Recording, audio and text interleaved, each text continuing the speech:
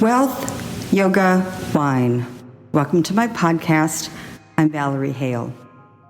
We have 6 innate gifts. They are our mental faculties with which we are born. Morrissey and Bob Proctor do an amazing program called Into Your Genius, where they discuss our 6 innate gifts and they instruct us on how to build these mental muscles. These 6 innate gifts are imagination, intuition, the will, perception, memory, and reason. Last week I talked about imagination. This is the creation of all things in our life. That's how we got to the moon, well, not the moon, but how we got to space a few weeks ago as a tourist. Everything that's ever been created was thought up once. Now we're going to talk about intuition. Why intuition is so important? Because it's a way to listen to that small inner voice that will guide us to a bigger and better and more fulfilling life. Many people think intuition is the sixth sense, or that intuition is a gut feeling. Perhaps it's that small, still voice, and that's a good way of thinking about it. Maybe it's a hunch. Those are basic ways that we think of intuition. But what Mary Morrissey says to us and Bob Proctor, it is that small, still voice that's telling us, you really would love to have this in your life. You would really love to do this with your career. And what's important about developing intuition is you are listening and then acting on that inner voice. Bob Proctor says that when we pray, we are praying to God or the Spirit or the infinite, whichever you believe. That's what praying is. We are doing it to something. But with intuition, the infinite, the Spirit, God, however you look at it, talks to us through intuition. And Bob says, many times we leave the phone off the hook, and the line is busy. The important thing is to learn how to develop your intuition.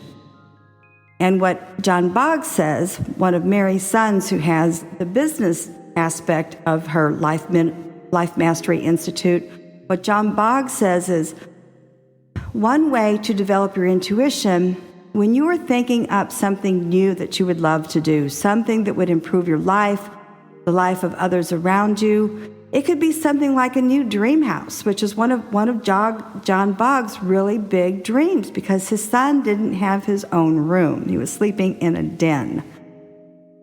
What John Boggs says is, do something every day with what you already have that will move you toward your true goal, your bigger goal.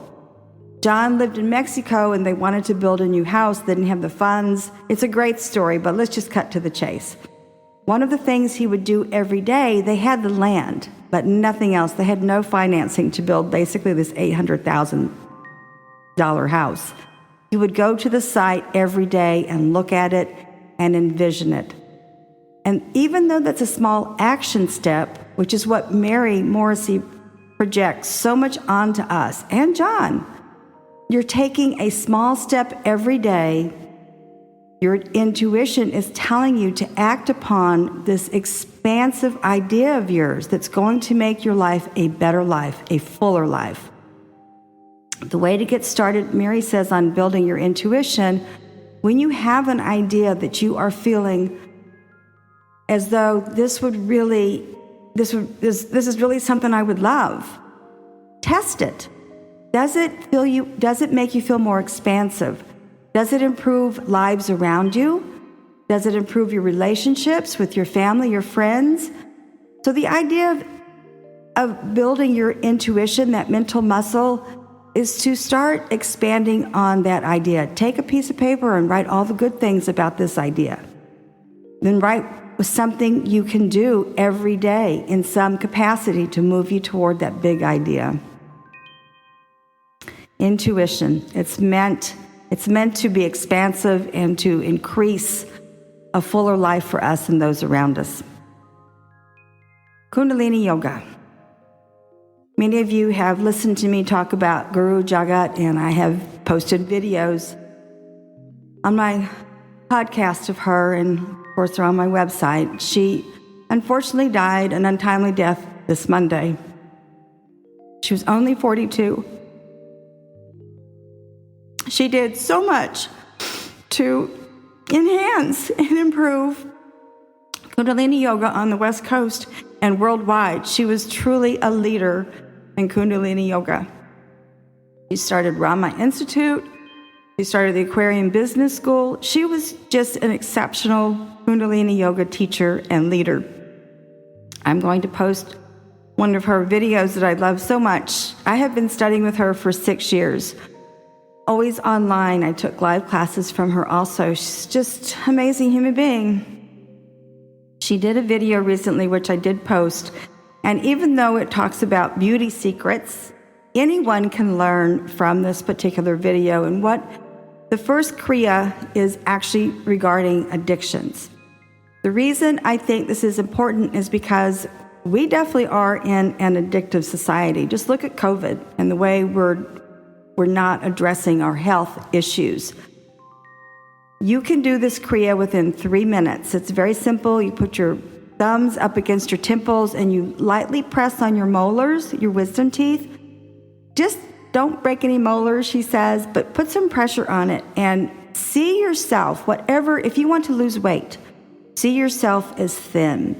So many people will say over and over repeatedly to themselves, I don't want to be fat, or I don't want to be drinking too much, I don't want to be partying. You have to leave that word don't out of it. You want to say, I am skinny, I am thin, I am healthy, I am rich, I am expansive, I am creative. When you are doing this Kriya, it's an I am. It's not I don't. One of the reasons I strongly believe that people have weight issues is because they stick to diets. They don't have a vision of themselves being thin. And one of the best ways to lose weight and stay with your lost weight is to have a picture of a slim body or a body that's healthy, cut it out of a magazine, whatever, and put it on your refrigerator door and impose your face on that body. It's a great way to do this. So this is in memoriam of Guru Jagat, amazing person, went way too early at the age of 42, which is even more of a reason I hope you folks are taking these master classes and enrolling, because I'm pushing 65 and I have developed over the last 4 or 5 years listening to Morrissey and Bob Proctor and activating all of their teachings that have really propelled me into a whole new, wonderful, creative world. Lastly, wine. I'm doing a blog now. I was asked by Mary Lynn Harris, who has 2 good companies, really creative companies, Kindness at Work, and then she has a podcast called Creating an Impactful Legacy. She's asked me to do a wine blog. I did one recently on chilled wines for her. Chilled red wines are really so much more enjoyable, especially in the summer. I live in Florida now. I moved here from New York after 29 years. It's weird that people drink warm red wines, especially to those of us in the industry. You really want to drink them slightly chilled. When you go to Europe, you'll see that wines they come from the cave when you go to the vineyards. They're below ground, they're in their cellars all year long. So they are naturally chilled at 55 degrees or even less, because in the winter, those cellars have to wear a coat and winter clothes and winter boots. The first chilled red wine I love is Grand Fer Fleury. It is Cru Beaujolais. Cru Beaujolais has 10 productions. They range from the Fleury, which is light and floral. It actually has a little bit of essence of lilacs to it. So you can start with Fleury, which is the easiest to drink, and go all the way up to Morgan, which is very beefy and bold and the meaty style wine. For Fleury, again, you want to chill it. Great barbecue wine. And Gamay is always the grape in Beaujolais. Interesting about Beaujolais is it is made via the carbonic maceration. Quickly, to explain this, the wine is fermented, generally in still tanks, and it's infused with carbon dioxide. So you are getting bubbles, slightly effervescent in the fermentation, but then once it's bottled, it's just a very light, beautiful styled wine. To me, all of the Cru Beaujolais are great barbecue wines. Even though I'm a vegetarian, for me, barbecue is portobello mushrooms, it's fresh corn and eggplant and zucchini. Just bear that in mind if you're a vegetarian also. But if you are grilling anything else such as meats, then you can do a lighter style chicken. You can certainly do shrimp. Nothing too spicy though, because the Fleury is very light and floral. It's delicate, but it is medium bodied. Therefore, you can have olive tapenade with it.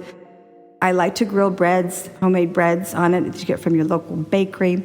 So that is Grand Fer Fleury. It's about $17, $19. It's a wonderful wine. The next one is Lambrusco di Nicchia from Emilia-Romagna. One of the reasons I stayed in the wine industry for so long is because it is steeped in history. The Lambrusco di Nicchia is interesting because it's named after a famous courtesan in Italy. She was actually employed by the Italians to become a spy. She was a secret agent. They sent her to Paris to spy during the war, 1848, or whatever was going on between Italy and Paris. And I think that's great that a bottle of Lambrusco is named after her. What's important about Lambrusco, it is slightly frizzante or spumante, depending on how you look at your bubbles in your wine. It's always a blend of wines. Croatina, blend of grapes. Croatina is common. Sometimes Cabernet can be in the wine. Marzemino is common also. Bruschetta is common also. This is such a fun wine. It's a great base for sangria if you are making a red sangria. The other foods that I like to pair it with, because it is on the fruitier side, it loves spicy food. So you can do tacos, you can do fajitas, you can do any kind of pasta with a Diablo sauce. So there you go. Yeah, Lambrusco's fun. But get this one, Lambrusco di Nicchia, because some of those Lambruscos are disgusting, and I don't need to name them. Lastly, Il Capricho Assembage from Uruguay. Not Tempranillo and Cabernet. If you can find a 100% Tannat, grab it. It's very unusual, and make sure it's from Uruguay.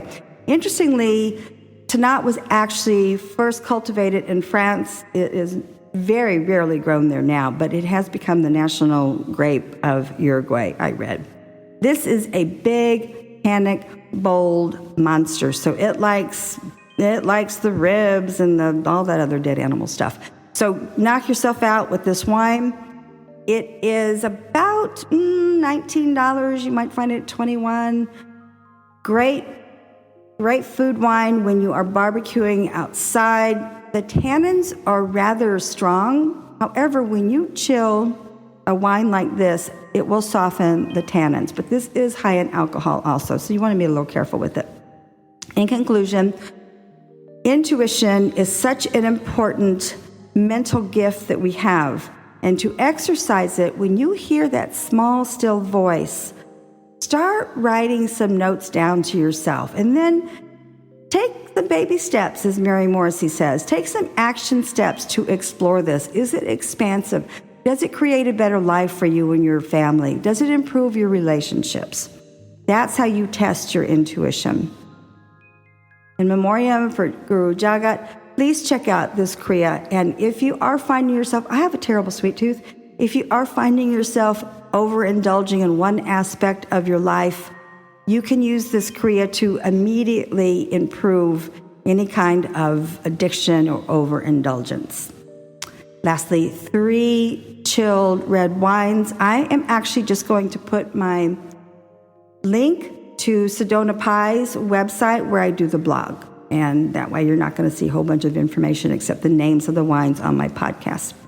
In conclusion, to wrap this up, I am not a life coach. I am not a consultant. I produce this podcast on a weekly basis to help hundreds of people improve their lives with 3 easy topics. I am an affiliate with Mary Morrissey and Met Boggs.